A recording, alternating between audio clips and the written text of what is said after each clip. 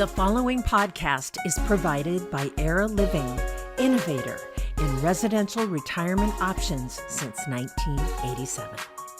And welcome everyone back to Answers for Elders Radio Network with the amazing team from Era Living. And I am so excited to talk to this next guest. And this lady's name is Mallory Mixdorf, and she's the Era Living Resident and Family Supportive Programs Director. In other words, you kind of oversee the mental health and the wellness side of Era Living. Is that correct, Mallory? And welcome. Thank you so much. It's my pleasure to be here. Yes, that's correct. In a nutshell, I support all of the community counselors at Era Living in their role, which is providing mental health support and resources for our residents. That's amazing. And obviously mental health is a huge thing.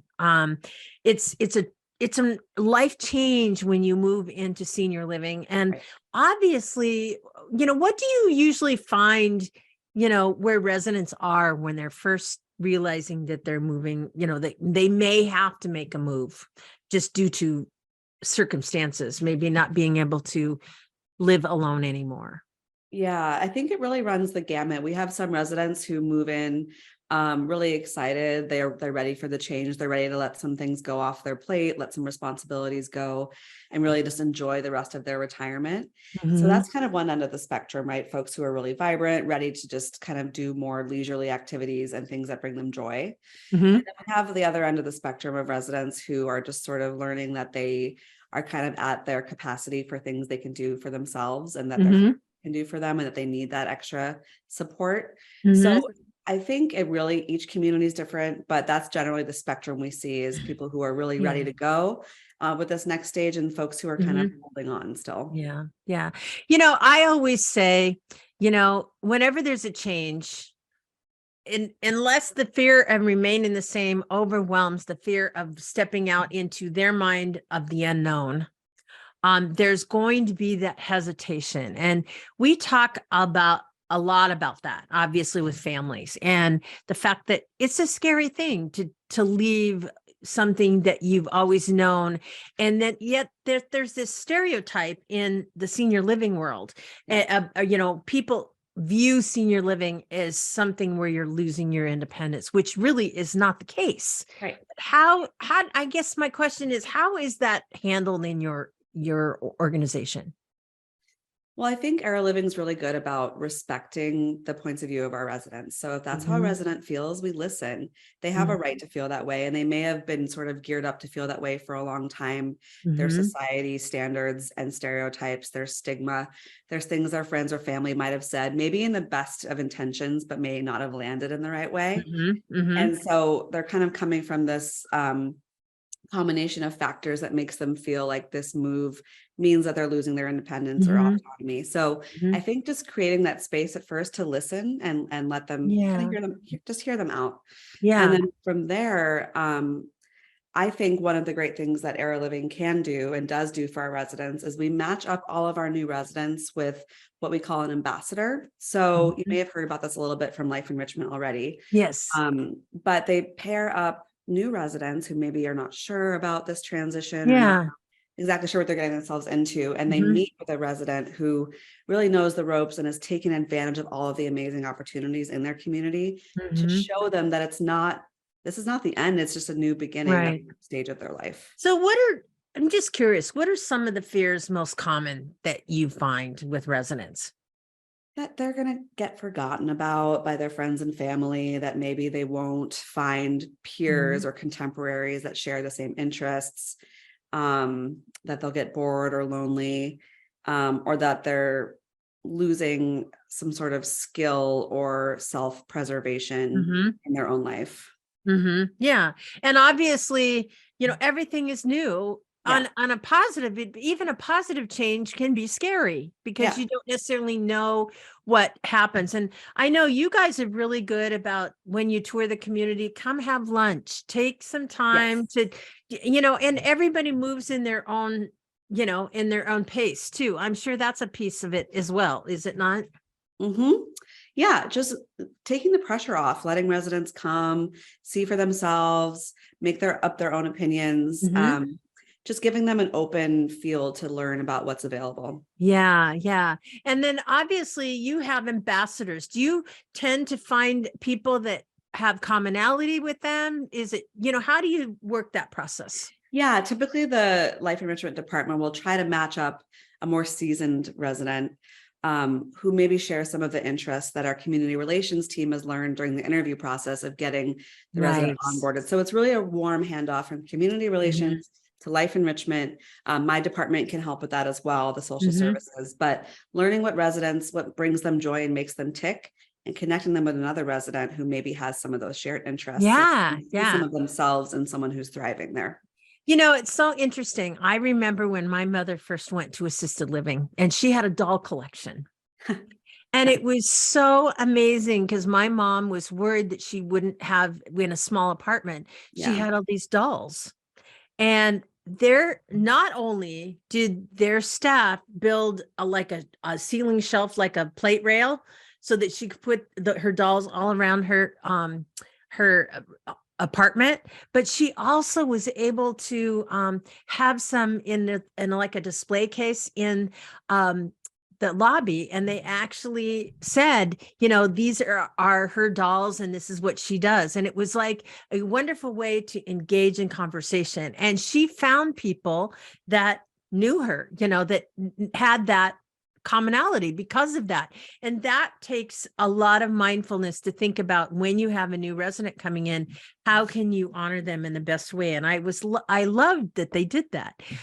You guys, I'm sure, do similar things. Yes, absolutely. So I know one of the communities, we have a harpist. So we give her plenty of opportunities to play the harp for different events that we have.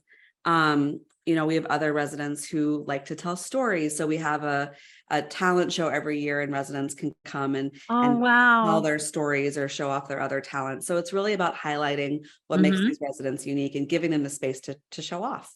Yeah.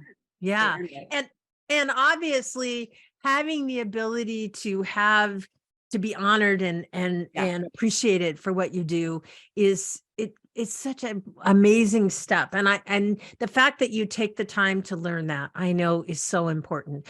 So obviously, people, they move in. What do they find most surprising about the experience? I think they actually find a lot of residents come in with the fear of letting go of some of their routine, their day-to-day, of what they do in their, previous homes, or maybe they've lived for decades. They come in kind of holding on, and then they realize, oh, I can let go and create space for things that actually bring me joy, as opposed to things that I was holding on to because I had to do them because no one else could help me. So I think it's creating more space in their day for things that make them happy is a big surprise.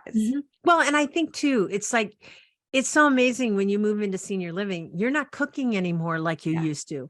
So it's like, you don't need to bring all these Cuisinarts and food processors and all of these, unless you really, that's a big part of your day. But the thing is that I think people are so used to this complicated life, and they come in and you don't have those concerns anymore. There's so many things that you don't have to do, but there's this void that you have to think it's okay to feel that way. I'm sure there probably is that adjustment. Could you tell me a little bit about how that process works?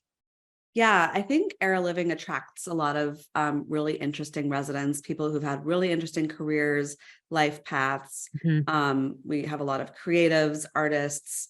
And so people come in and they try to keep that same identity, but put it into a new location, right? Into a new background.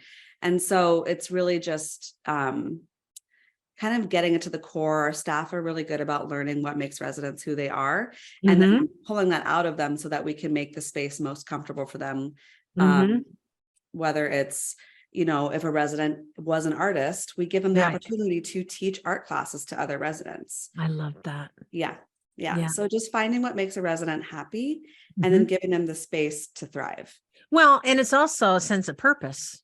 It's when you feel like you're responsible to be an ambassador or to be something like that, all of a sudden it's like, I'm contributing here. I am, my life is being enriched because of what I do and who I am. And I think that's really that well-being that you can really extend outward more so than living alone.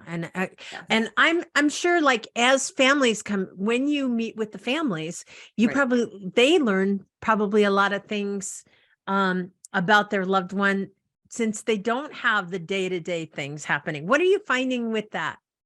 Yeah, I think, there's family dynamics that we all have in our own family units and family systems. And so oftentimes we know our parents as our parents. We don't necessarily know them as anything outside of that role. And so if you take a step back and watch them interact with their peers, you see this side of them that maybe you didn't see before, more interests or sense of humor that you didn't see, or any other opinions that maybe they kept to themselves until now they feel like they can let go and share those opinions. So I think a lot of times families are pleasantly surprised by how multifaceted their loved ones are. Yeah. And that's the thing I think that's so important. So Mallory, in closing, I want to talk, obviously Era Living does amazing things. You guys have 8 communities throughout Greater King County, I guess I should say. Sure. Could you give me a little bit of information about where you're located? Yes, so like you said, we have 8 total communities, 4 of which are in Seattle proper on the north side of the city, and 4 of which are in very close neighboring suburbs, one Issaquah, one in Bellevue, one in Renton, and one in Mercer Island, actually what we're filming right now. So we kind of cater to the different communities, and each like outer communities, I should say, and each Era Living community really has its own culture that it pulls from the different neighborhoods it's I love that. in. So that's the short of it, is that within the Seattle area, 4 in the city, 4 in the suburbs. Perfect. And if somebody's interested in your community, how do we reach you? Lots of different ways, but I would say the 2 easiest ways are to find us on Facebook, Era Living, or on our website, which is just www.era, ERALIVING, so eraliving.com. Mallory, it's been so great talking to you, and we're going to come back and talk to you again very soon. So everyone, I really am excited about working with Era Living, because as you listen to these podcasts, this is really about understanding the different aspects and everything that goes into senior living. We're excited to provide you with this information, and we'll be right back right after this.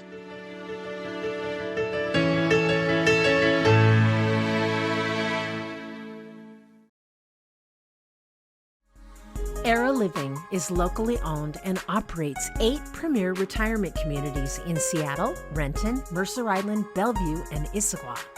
From vibrant, independent living to compassionate assisted living to secure memory care, Era Living respects and honors older adults by enhancing the quality of their lives. Learn more at eraliving.com.